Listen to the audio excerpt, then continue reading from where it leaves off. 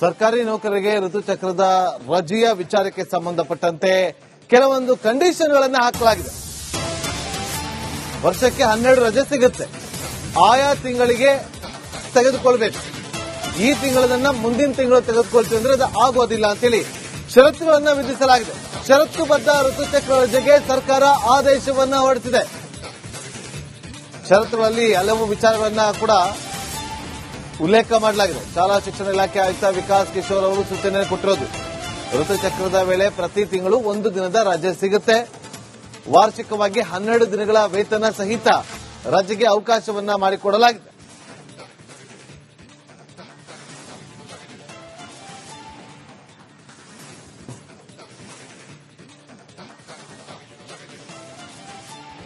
ನೋಡಿ, conditions apply. ನಮ್ಮ screen ಮೇಲೆ ಆ ಸುತ್ತೋಲೆಯನ್ನ ಕೂಡ ನೀವು ಇಲ್ಲಿ ಗಮನಿಸ್ತಾ ಇದ್ದೀರಿ. ಆದೇಶದ ಪ್ರತಿಯನ್ನ ನೀವು ಇಲ್ಲಿ ಗಮನಿಸಬಹುದು. ಅದರಲ್ಲಿ ಕ್ಲಿಯರ್ ಆಗಿ ಮೆನ್ಷನ್ ಮಾಡಿದ್ದಾರೆ. ಇಂತಿಂತ ಕಾರಣಕ್ಕೆ ನೀವು ತೆಗೆದುಕೊಳ್ಳುವಾಗ ಕಂಡೀಷನ್ಸ್ ಅಪ್ಲೈ ಅಂತ ಹೇಳಿ ಅಲ್ಲಿ ಸೂಚನೆ ಕೊಟ್ಟಿರೋದು.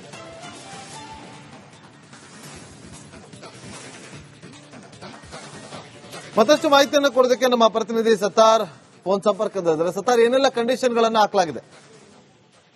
ನಾಗೇಂದ್ರ ಬಗ್ಗೆ ಪ್ರಮುಖವಾಗಿ ಶಾಲಾ ಶಿಕ್ಷಣ ಇಲಾಖೆ ಆಯುಕ್ತ ಸೂರತ್ಕರ್ ವಿಕಾಸ್ ಕಿಶೋರ್ ಹಲವು ಕೆಲವು ಕಂಡೀಷನ್ಗಳ ಹಾಕಿದೀಗ ಅಧಿಸೂಚನೆ ಹೊರಡಿಸಿರುವಂತದ್ದು. ಪ್ರಮುಖವಾಗಿ ಮಹಿಳಾ ನೌಕರರು ಆಯಾ ತಿಂಗಳ ಋತುಚಕ್ರ ರಜೆಯನ್ನು ಆಯಾ ತಿಂಗಳೇ ತಗೋಬೇಕು. ಅದನ್ನು ಮುಂದಿನ ತಿಂಗಳಿಗೆ ಮೂವ್ ಆನ್ ಮಾಡೋಂಗಿಲ್ಲ ಅನ್ನೋ ಸ್ಪಷ್ಟವಾಗಿರುವಂತಹ ಕಂಡೀಷನ್ ಹಾಕಿದ್ದಾರೆ. ಜೊತೆಗೆ ಒಂದು ತಿಂಗಳಲ್ಲಿ ಒಂದು ರಜೆ ಋತುಚಕ್ರದ ರಜೆಯನ್ನು ಅದನ್ನು ಪಡೆಯಲು ಯಾವುದೇ ರೀತಿಯ ವೈದ್ಯಕೀಯ ಸರ್ಟಿಫಿಕೇಟ್ ಅಗತ್ಯ ಇಲ್ಲ ಅನ್ನೋದನ್ನು ಕೂಡ ಸ್ಪಷ್ಟಪಡಿಸಿದ್ದಾರೆ. ಜೊತೆಗೆ 18 ರಿಂದ 52 ವರ್ಷದ ಮಹಿಳಾ ನೌಕರರು ರಜೆಯನ್ನು ಪಡೆಯಲು ಅರ್ಹರಾಗಿರ್ತಾರೆ. ಜೊತೆಗೆ ಈ ಒಂದು ಸಂದರ್ಭದಲ್ಲಿ ಈ ಒಂದು ರಜೆಯನ್ನು ಪ್ರತ್ಯೇಕವಾಗಿ ನಮೂದಿಸಬೇಕು. ಉದಾಹರಣೆಗೆ ಯಾವುದಾದ್ರೂ ಒಂದು ತಿಂಗಳ ಪೀರಿಯಡ್ ಸಿಗಂತಹ ಸಂದರ್ಭದಲ್ಲಿ ಅದಕ್ಕಿಂತ ಮುಂಚಿತವಾಗಿ ಅವರೇನಾದರೂ ಸಿಕ್ ಲೀವ್ ಅನ್ನು ತೆಗೆದುಕೊಂಡಿದ್ರೆ ಆ ಸಿಕ್ ಲೀವಿಗೂ ಈ ಋತುಚಕ್ರದ ರಜೆಗೂ ಮರ್ಜ್ ಮಾಡುವಂತಿಲ್ಲ, ಅದನ್ನು ಪ್ರತ್ಯೇಕವಾಗಿ ನಮೂದು ಮಾಡಬೇಕು ಅನ್ನೋ ಸ್ಪಷ್ಟವಾಗಿರುವಂತಹ ಒಂದು ಕಂಡೀಷನ್ ಹಾಕಿದ್ದಾರೆ. ನಾಗೇಂದ್ರ ಬಾಬು, ಈ ರೀತಿಯ ಕಂಡೀಷನ್ ಹಾಕಲು ಏನ್ ಕಾರಣ ಅನ್ನೋದನ್ನ ನೋಡೋದಾದ್ರೆ, ವಾರದ ಹಿಂದೆ ಈಗಾಗಲೇ ಕರ್ನಾಟಕದ ರಾಜ್ಯ ಆಡಳಿತ ಸುಧಾರಣಾ ಇಲಾಖೆಯ ಶಿಷ್ಟಾಚಾರ ವಿಭಾಗದ ಒಂದಿಷ್ಟು ಪುರುಷ ಸಿಬ್ಬಂದಿ ಕರ್ನಾಟಕ ರಾಜ್ಯ ಆರ್ಥಿಕ ಇಲಾಖೆ ಕಾರ್ಯದರ್ಶಿಗೆ ಒಂದು ಪತ್ರವನ್ನು ಬರೆದಿರ್ತಾರೆ. ಈ ರೀತಿಯಲ್ಲಿ ಋತುಚಕ್ರದ ರಜೆಯನ್ನು ಕೊಡುವುದರಿಂದ ಸಹಜವಾಗಿ ಪುರುಷರ ಮೇಲೆ ಕೆಲಸದ ಒತ್ತಡ ಹೆಚ್ಚಾಗ್ತಾ ಇದೆ. ಈ ರೀತಿ ಕೊಡುವುದು ಇದನ್ನು ಸಮಂಜಸವಲ್ಲ. ಇದನ್ನು ಮರುಪರಿಶೀಲನೆ ಮಾಡಬೇಕು. ಯಾಕಂದ್ರೆ ಶಾಲಾ ಶಿಕ್ಷಣ ಇಲಾಖೆ ಆಗಿರ್ಬೋದು, ವಿವಿಧ ಇಲಾಖೆಗಳಲ್ಲಿ ಪುರುಷರಷ್ಟೇ ಮಹಿಳೆಯರ ಸಂಖ್ಯೆ ಕೂಡ ಇದೆ. ಈ ರೀತಿಯಲ್ಲಿ ಋತುಚಕ್ರದ ರಜೆ ಕೊಡುವುದರಿಂದ ಆ ಒಂದು ಕೆಲಸ ಪುರುಷರ ಮೇಲೆ ಬಿದ್ದು ಪುರುಷರಿಗೆ ಕೆಲಸದ ಒತ್ತಡ ಹೆಚ್ಚಾಗ್ತಾ ಇದೆ ಅಂತ ಒಂದು ಪತ್ರವನ್ನು ಬರೆದಿದ್ರು. ಇದರ ಬೆನ್ನಲ್ಲಿದೆ ಈಗ ಶಾಲಾ ಶಿಕ್ಷಣ ಇಲಾಖೆ ಈ ರೀತಿಯಲ್ಲಿ ಕಂಡೀಷನ್ ಹಾಕಿ ಋತುಚಕ್ರದ ರಜೆಯನ್ನು ಘೋಷಣೆ ಮಾಡಿರುವಂತದ್ದು. ನಾಗೇಂದ್ರ. ಓಕೆ, ಥ್ಯಾಂಕ್ ಯು ಸತಾರ್ ನಿಮ್ಮೆಲ್ಲ ಮಾಹಿತಿಗಾಗಿ.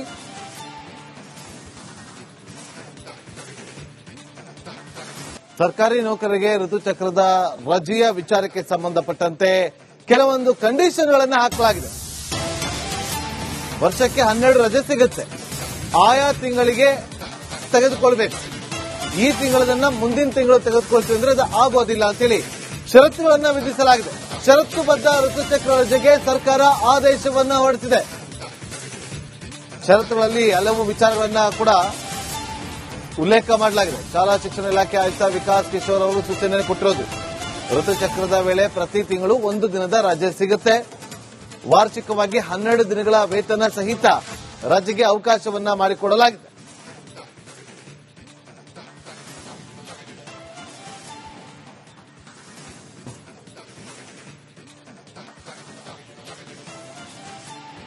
ನೋಡಿ, ಕಂಡೀಷನ್ಸ್ ಅಪ್ಲೈ. ನಮ್ಮ ಸ್ಕ್ರೀನ್ ಮೇಲೆ ಆ ಸುತ್ತೋಲೆಯನ್ನ ಕೂಡ ನೀವು ಇಲ್ಲಿ ಗಮನಿಸ್ತಾ ಇದ್ದೀರಿ. ಆದೇಶದ ಪ್ರತಿಯನ್ನ ನೀವು ಇಲ್ಲಿ ಗಮನಿಸಬಹುದು. ಅದರಲ್ಲಿ ಕ್ಲಿಯರ್ ಆಗಿ ಮೆನ್ಷನ್ ಮಾಡಿದ್ದಾರೆ. ಇಂತಿಂತ ಕಾರಣಕ್ಕೆ ನೀವು ತೆಗೆದುಕೊಳ್ಳುವಾಗ ಕಂಡೀಷನ್ಸ್ ಅಪ್ಲೈ ಅಂತ ಹೇಳಿ ಅಲ್ಲಿ ಸೂಚನೆ ಕೊಟ್ಟಿರೋದು.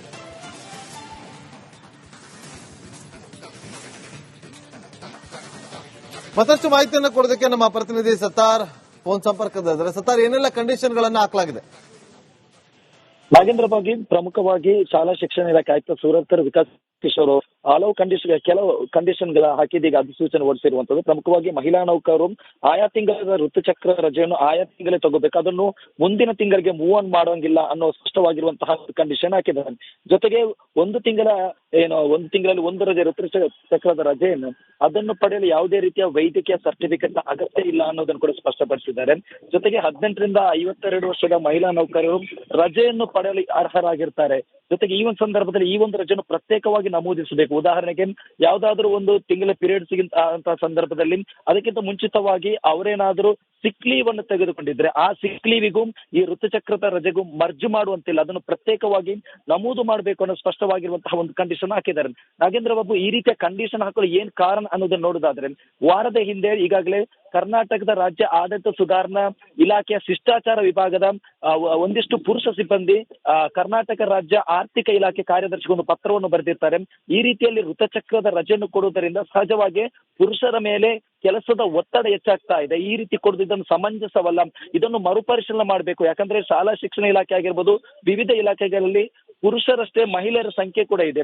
ಈ ರೀತಿಯಲ್ಲಿ ಋತುಚಕ್ರದ ರಜೆ ಕೊಡುವುದರಿಂದ ಆ ಒಂದು ಕೆಲಸ ಪುರುಷರ ಮೇಲೆ ಬಿದ್ದು ಪುರುಷರಿಗೆ ಕೆಲಸದ ಒತ್ತಡ ಹೆಚ್ಚಾಗ್ತಾ ಇದೆ ಅಂತ ಒಂದು ಪತ್ರವನ್ನು ಬರೆದಿದ್ರು. ಇದರ ಬೆನ್ನಲ್ಲಿದೆ ಈಗ ಶಾಲಾ ಶಿಕ್ಷಣ ಇಲಾಖೆ ಈ ರೀತಿಯಲ್ಲಿ ಕಂಡೀಷನ್ ಹಾಕಿ ಋತುಚಕ್ರದ ರಜೆಯನ್ನು ಘೋಷಣೆ ಮಾಡಿರುವಂತದ್ದು. Nagendra. Okay, thank you Sutar ನಿಮ್ಮೆಲ್ಲ ಮಾಹಿತಿಗಾಗಿ.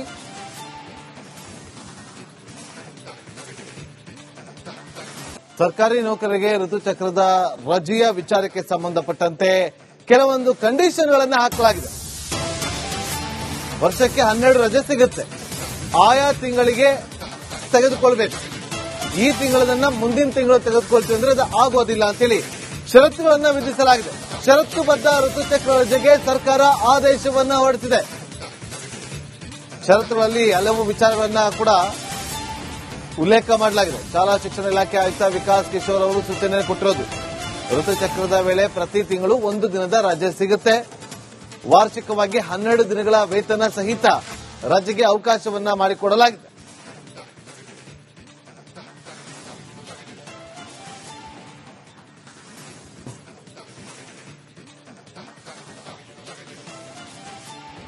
ನೋಡಿ, ಕಂಡೀಷನ್ಸ್ ಅಪ್ಲೈ. ನಮ್ಮ ಸ್ಕ್ರೀನ್ ಮೇಲೆ ಆ ಸುತ್ತೋಲೆಯನ್ನ ಕೂಡ ನೀವು ಇಲ್ಲಿ ಗಮನಿಸ್ತಾ ಇದ್ರೆ ಆದೇಶದ ಪ್ರತಿಯನ್ನ ನೀವು ಇಲ್ಲಿ ಗಮನಿಸಬಹುದು. ಅದರಲ್ಲಿ ಕ್ಲಿಯರ್ ಆಗಿ ಮೆನ್ಷನ್ ಮಾಡಿದ್ದಾರೆ, ಇಂತಿಂತ ಕಾರಣಕ್ಕೆ ನೀವು ತೆಗೆದುಕೊಳ್ಳುವಾಗ ಕಂಡೀಷನ್ಸ್ ಅಪ್ಲೈ ಅಂತ ಹೇಳಿ ಅಲ್ಲಿ ಸೂಚನೆ ಕೊಟ್ಟಿರೋದು.